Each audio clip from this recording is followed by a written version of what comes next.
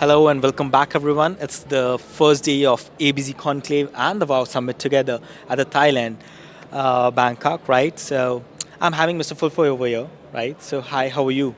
I'm good, man. And yeah, thanks for saying my last name right. It is very, very challenging, so I appreciate that. And yeah, it's pretty amazing. There's two conferences in one, which, as someone I've been to a lot of conferences all over the world, US, North Asia, Europe, Middle East, Southeast Asia, I've not seen that. And yeah, the vibes here is very good. So it's been awesome. So yeah, that's the first thought I have when I stepped into this conference, right? It's like two different set of conference. Instead of competing each other at different set of locations, they kind of collaborated, right? And that's where your core is, right? Bringing the community together, right? You have your much more business revolve around how the communities work, how the networking process, right? So in terms of community building and networking, what are your thoughts? Yeah, I mean, as someone that, Toby and I, my business partner, we co-founded TBV about 4 months ago, but we've been putting on events. We have a community of about 10,000 people in our Telegram group. I've had over 12,000 people come to our events in the last 12 months.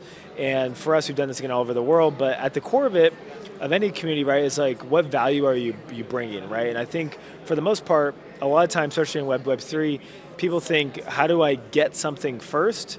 And then they bring value versus bringing value first, right? And so for us, that's a big part of our ethos in putting on events is bringing investors and founders together.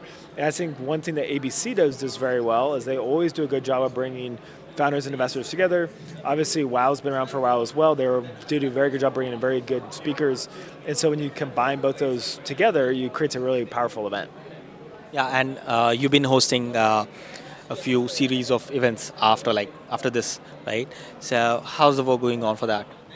I mean, yeah, man, it's been pretty amazing. Yeah, just like we had our event in Singapore, we had Dylan Francis come in, we had 15 media partners, we had over 8,000 people sign up for the event. That was pretty amazing. We rented out the biggest nightclub in Asia. Now we're in Thailand here. We're renting out two events. We have over 3,000 people signed up, mainly investors and founders and builders in the space. We're doing ETH Denver next year, Coachella even, which is kind of an interesting take on media and kind of the creator economy that we're kind of tapping into more. And Token Dubai is well. And so yeah, for us, it's if you're going to work in this space, you have to think globally, and you have to put the online presence with the in real life events, right? It's not enough just to do online events. You have to do the in-person events. And people don't realize how hard that is to bring people together, to put on a venue, to promote the event, to get people excited, to bring on the right partners. It's a ton of work, and that's why a lot of people just don't want to do it. But in the end, how valuable is it to meet your potential co-founder or investor or media partner in person versus solely online? I think a lot of people just got very comfortable since the pandemic of just doing everything online, and it is helpful, right? Especially in this space, you can't meet every person in person. However, through our kind of model of doing events at every big crypto conference, eventually we want to launch our own conference. That's a way for us to have a touch point in person, right? And I think that's what a lot of people like coming to our events, because they can count on, I know if Toby and Brent host an event, I can meet a bunch of people there from other countries, other parts of the world, that we can now meet face to face, where it's harder to do that if you don't have a touch point of some event. Yeah, exactly. Because after pandemic, people used to be much more behind the screens, right? And these events are the real points where you can actually communicate in person with a lot of people. In terms of your own team, your team is very well distributed all around the globe, right?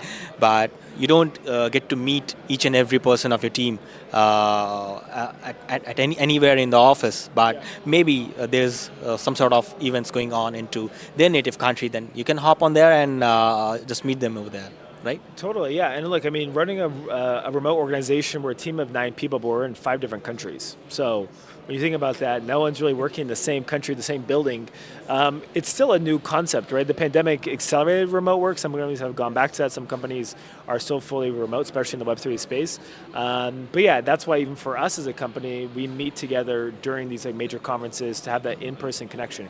Because I still think that is still needed in any company, right? And especially for event companies like ABC Conclave and WOW Summit, have done these in a lot of different countries.